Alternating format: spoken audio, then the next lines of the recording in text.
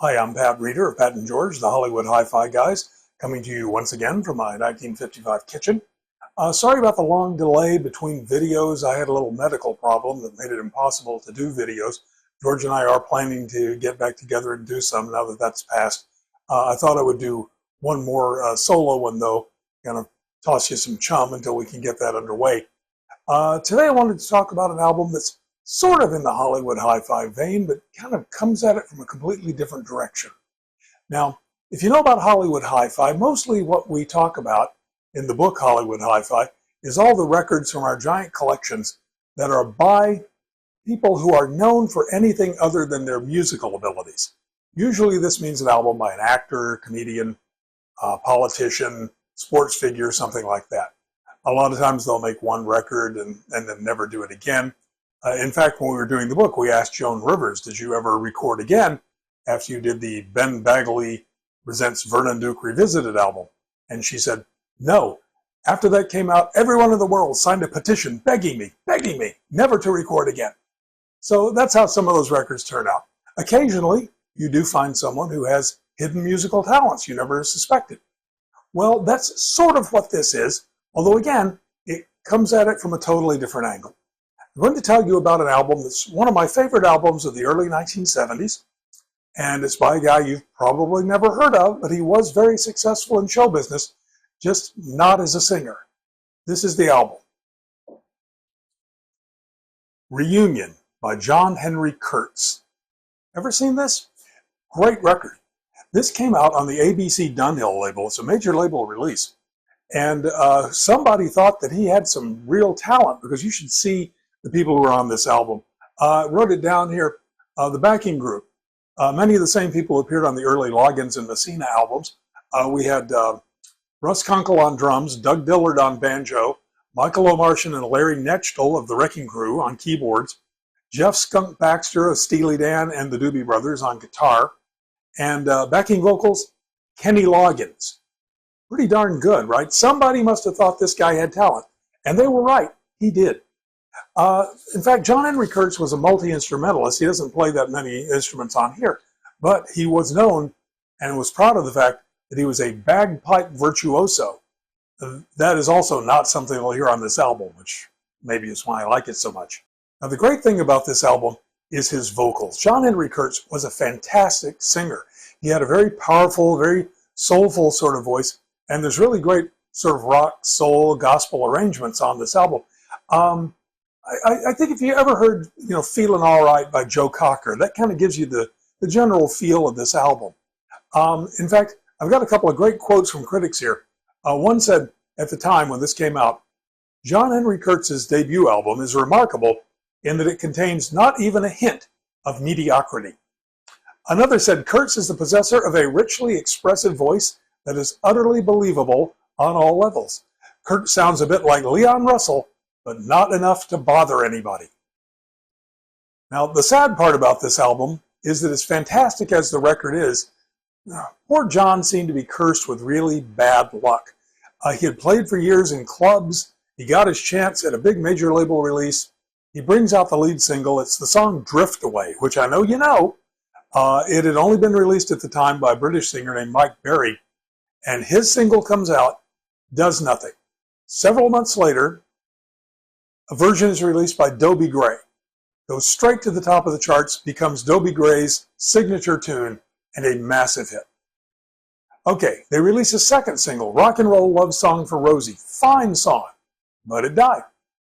Now at this point, ABC kind of gave up on the album, but they didn't give up on John. They released a couple more singles, a cover of One Tin Soldier from Billy Jack, and they released a song called Mr. Rock and Roll. Neither one of them went anywhere. Now here's the really ironic part. On this album, the second song on Reunion is called Songbird. It was written by the co-producers of the album, and I think this is one of the best songs of the 1970s. It is a fantastic song. Starts out with this kind of rolling piano that sounds like it should be on Tumbleweed Connection by Elton John. Then John's vocal comes in, it just powerful, soaring vocal. Doug Dillard comes in on banjo. It's just this fantastic, uplifting song. So what did they do with this song? They put it on a single. They put it on the flip side of the second single, the B-side, where nobody heard it. But they didn't give up on this song, because the next single he brought out, One Tin Soldier, it was also the B-side. The third single he brought out that went nowhere, Mr. Rock and Roll, guess what the B-side was? Songbird. Somebody at the record label loved this song so much and realized it was so good that they put it out 3 times, every time as the B-side. It was kind of like when the Kinks couldn't get a hit single off of Village Green Preservation Society, so the record label said, hey, we've got a great idea. We'll put out a single of this song Starstruck that nobody cares about, and on the B-side, we'll put Picture Book, one of the best songs the Kinks ever did. It's still in commercials to this day. Record label executives. Well, anyway, after this album flopped, John Henry Kurtz never recorded again. He moved to Vail, Colorado, where he played in clubs for years. And then finally, in the early 80s, he got the idea he wanted to change his career and pursue his dream. So he moved to New York to become an actor. And he had some success at that. He appeared on Broadway, appeared in a few TV shows that were filmed in New York at the time, like the Cosby Mysteries. Bill Cosby was a big star at the time. I don't know whatever happened to him. But then finally, John found great success, using his voice, just not singing. He became a voiceover announcer, and he had fantastic success at that. He became the voice of court TV. He became the announcer every night on the NBC Nightly News. And most impressive to me, he became the announcer on several Saturday Night Live commercial parodies. In fact, if you remember the classic commercial parody with Phil Hartman for the ultra fiber-rich cereal Colon Blow, the announcer on that, John Henry Kurtz. Now, there's another way that John Henry Kurtz left an indelible mark on show business history. If you look at this album cover, you'll notice that it has very much a Civil War theme to it. See this? And the back as well. Very much an 1860s kind of vibe. There was a reason for this. See, John was one of the top collectors of Civil War memorabilia. He started when he was a teenager. He loved the Civil War. He engaged in Civil War reenactments, and he had a massive collection of this. Now, when PBS did that famous documentary, The Civil War, you would see on screen, as the letters from home were being read, my dearest Annabella, that sort of thing, you would see, pistols and framed portraits and other memorabilia from the Civil War. A lot of that stuff was his. John Henry Kurtz had loaned it to them. Now, sadly, we have all those Boston albums and only one by John Henry Kurtz. He never sang again, at least not on record. And very sadly, in 2008, he died of cancer at the age of 62. The NBC Nightly News did an on-air tribute to him.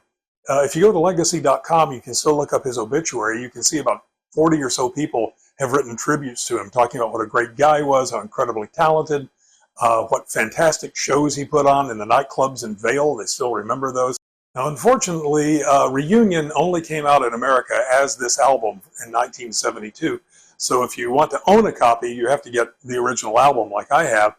But it did come out on a CD in the mid-2010s in Japan and South Korea. And you can't stream it, unfortunately, any of the streaming services. But someone, thank goodness, did post the entire album to YouTube. I'm going to put a link to that so you can listen to this album. Maybe you'll like it. Give it a try. At least listen to Songbird. It is a fantastic song. You will thank me for it. Now, speaking of one-and-done artists, there's a book I'd like to give a little plug to. The Last Musical Hurrah, Jazz and Pop Singing in the Onslaught of Rock by Bill Reed. Now, my wife is a retro jazz singer, and she and I love these albums that were put out by the jazz and nightclub artists of the late 40s through the early 60s. A lot of them are in this book. This book covers people who put out one album and no other. A lot of these artists, it was very hard to make a record back then, much more expensive and difficult than it is now.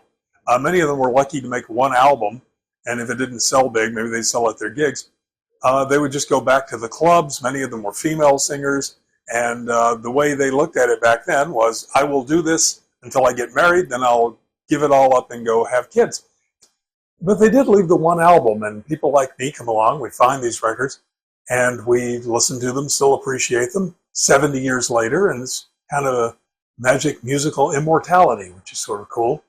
You never know when you might discover a great overlooked song or even an artist who deserved better, who deserved to record more. That's kind of frustrating when you find somebody who did only one record and you think, wow, why couldn't this person have recorded more? Posterity was sort of cheated when they did only one album, sort of like John Henry Kurtz. By the way, this book also has some albums in it that you would find in Hollywood Hi-Fi, at least in that category, by people like Tina Louise is in here, her album, and Lizabeth Scott, the great femme fatale of film noir. She made an album. In fact, she quit acting to become a singer. She had a pretty good voice, kind of a smoky Julie London sort of voice. Made a really nice album. The Tina Louise and the Lizabeth Scott albums, you know, the joke is that people buy them for the covers, but and they did have very nice covers, but they're also very, very good. At least the Elizabeth Scott, very good singing. The Tina Louise has Coleman Hawkins on saxophone. Take that, Marianne. Anyway, I hope you enjoyed taking a look at this interesting artifact of the 1970s. George and I will be back with more videos soon. Please like, subscribe, do all that YouTube stuff so you'll be notified of that. And in the meantime, go to our Facebook page, Hollywood Hi-Fi Book, and you will find all kinds of fun stuff we've posted there over the years and continue to post on this subject of singing celebrities and sort of related things to that. It's a lot of fun, and leave your comments and things. And look down in the description. I will leave a link to the album, John Henry Kurtz Reunion, the song Songbird, and of course, the commercial for Colon Blow cereal. In the meantime, happy listening.